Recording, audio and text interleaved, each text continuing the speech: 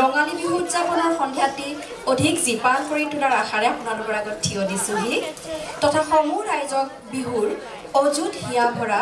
উলক যাচিছোঁ ৰঙালী ৰং যেন এতিয়া সকলোতে বিয়পি পৰিছে পেপাৰ তিহিতি মাত আমি ভালকৈ কৰি যাব পাৰোঁ চ' আমি এই বন্তি প্ৰজ্বলনৰ অনুষ্ঠানটি এতিয়া আৰম্ভ কৰিব খুজিছোঁ এইখিনিতে মই শ্ৰদ্ধাৰ প্ৰভাত লহকৰ ডাঙৰীয়া আৰু আমাৰ চিফ গেষ্ট তেখেতে বাহিৰলৈ গৈছিলে এইমাত্ৰ আহি পাইছেহি চাংনেৰীয়া মহোদয় আৰু তেখেতৰ লগতে কবি বিশিষ্ট কবি ৰাকেশ শৰ্মা ডাঙৰীয়া তেখেত তিনিওজনকে বন্তি প্ৰজ্বলন কৰিবৰ কাৰণে মই অনুৰোধ জনাইছোঁ फोन्स में यार डाल के देखने बोलिए उसको चेंज करो ना फोन्स में यार डालो ना हाँ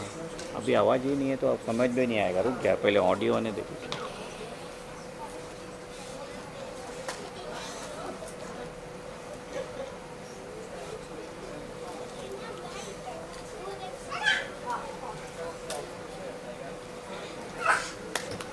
এই অনুষ্ঠানটো হয়তো সকলোৱে জানি শুনি বা আচৰিত হ'ব যে এই গোটেই অনুষ্ঠানটো কেইজনীমান সফল অসমীয়া মহিলাই কষ্ট কৰি চলাই আহি আছে আৰু আপোনালোকে আজি যে এই অনুষ্ঠানটো আজি আমি ইমানখিনি পাইছোঁ এই বছৰ আমি বিহু পাতোঁতে যোৱা জানুৱাৰী মাহত মাঘ বিহুৰ পিছৰ পৰা এই বিহুৰ অনুষ্ঠানৰ বিষয়ে মিটিং চলি আছিল অৰ্থাৎ অনুষ্ঠান আমাৰ মহিলাসকলে সিলেক্ট কৰিছে আৰু তেওঁলোকে একাধিক্ৰমে গোটেই ৰুটিনখন সৃষ্টি কৰি পেলাই আপোনালোকে আগবঢ়াই এই অনুষ্ঠানটো আগবঢ়াব আৰু আমাৰ গগনাৰ মূল উদ্দেশ্যটো হৈছে একচুৱেলি অকল বিহু পতা বুলিয়ে নহয় এইটো নহয় যে আমি অকল বিহু পাতোঁ আমি মাঘৰ বিহু পাতোঁ ভোগালী বিহু বা মাঘৰ বিহু পাতোঁ আমি ৰঙালী বিহু পাতোঁ ইয়াৰ লগতে আমি বিষ্ণু ৰাভা দিৱসো পাতি আহিছোঁ আৰু ভূপেন হাজৰিকা দিৱসো আমি পাতি আহিছোঁ য'ত আমাৰ ভূপেন্দ্ৰ সংগীতৰ প্ৰতিযোগিতাও হয় ইয়াতে আহি মোৰ ডিঙিটো অলপমান বেয়া আছে বেয়া নাপাওঁ মোৰ আৰু গাঁৱটো বেছি ভাল নাই ইয়াতে আহি মোক খুব ভাল লাগিলে মই ভাবিলোঁ যেনেকুৱা অসমত মই আহি গ'লোঁ এতিয়া মই শংকৰদেৱৰ লিখাৰ পাছত আমাৰ মাধৱদেৱৰ ওপৰত লিখা নাছিলোঁ আমাৰ অসমৰ বহুত বস্তু আছে যে বস্তু বাহিৰৰ মানুহ জানিব লাগে লেকিন আমাৰ অসমৰ বিষয়ে হিন্দীত বেছি লিখা হোৱা নাই মই হিন্দী ভাষাত লিখোঁ হিন্দী ভাষাৰ পৰা আমাৰ শংকৰদেৱৰ কিতাপটো আপোনাৰ মালয়ালম মাৰাঠী আৰু আছামিজ তিনি ভাষাত ট্ৰান্সলেট হৈছে আমাৰ ব্ৰহ্মপুত্ৰৰ কিনাৰে কিনাৰে আমাৰ অসমৰ ওপৰত কিতাপ আছে এই কিতাপটো আপোনাৰ গুজৰাটী মাৰাঠী অসমীয়া বেংগলী চাৰি ভাষাত অনুবাদ হৈছে এতিয়া মাধৱদেৱ মোৰ বয়স হৈ গ'ল লিখাৰ মোৰ আমাৰ মিত্ৰ ৰাকেশ শৰ্মা তেওঁ যেতিয়া আমি সদায় বোলে আপুনি যেতিয়ালৈ মাধৱদেৱটো নালিখিব শংকৰদেৱৰ কামটো পূৰা নহ'ব এতিয়া মই 4 মাহ হৈ গ'লে লাগি আছোঁ এতিয়া মোৰ কামটো যথেষ্ট কাম হৈছে আৰু আপনাৰ সবক বিহুৰ আদৰণীয় জনে সবক শুভেচ্ছা জানানো মানি এটা কথা কওঁ আমাৰ কাৰণে এটা খুব ডাঙৰ কথা যে তেখেতৰ বয়স 84 বছৰ তেখেত মাৰোৱাৰী সম্প্ৰদায়ৰ থাকে গুৱাহাটীত আৰু সেইদিনাখন আমি এখন মিটিঙত গৈছিলোঁ তেখেতে জ্যোতিপ্ৰসাদৰ বিষয়ে মাৰাঠী ভাষাত আৰু হিন্দী ভাষাত গোটেই জ্যোতিপ্ৰসাদৰ কাৰ্যাৱলী যিমানখিনি জন্মৰ পৰা শেষলৈকে যিমানখিনি কৰিছিলে গোটেইখিনি তেখেতে এখন কিতাপ পাব্লিছ কৰিছে ইয়াৰ উপৰিও শ্ৰীমন্ত শংকৰদেৱৰ বিষয়ে তেখেতে হিন্দী ভাষাত কেইবাখনো কিতাপ লিখিছে আমাৰ কাৰণে খুব ডাঙৰ কথা আমি সদায় মাৰোৱাৰী মানুহে ব্যৱসায় কৰে বুলি ভাবোঁ কিন্তু এখেত এনেকুৱা এজন ব্যক্তি যিজনে নিজৰ সাহিত্যৰ জগতেৰে আমাৰ অসমৰ দুজন স্বনামধন্য ব্যক্তিক ভাৰতবৰ্ষৰ বিভিন্ন ৰাজ্যত চিনাকি হোৱাৰ এটা সুযোগ দিছে তেখেতলৈ ধন্যবাদ জনাইছোঁ এইখিনিত এটা বিশেষ ঘোষণা মই প্ৰভাতদাক মঞ্চলৈ আহিবলৈ অনুৰোধ কৰিছোঁ সমৰমল চাংগাৰীয়া ছাৰক এখন ফুলাম গামোচাৰে আদৰিবলৈ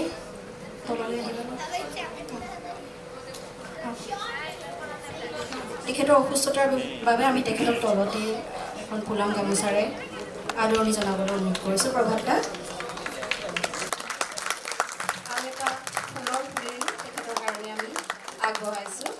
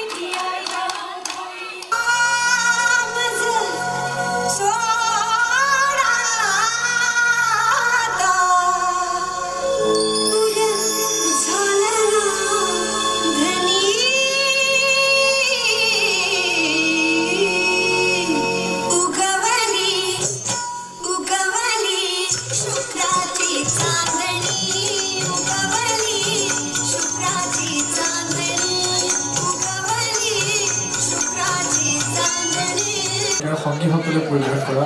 সত্ৰীয়া নৃত্য উপভোগ কৰে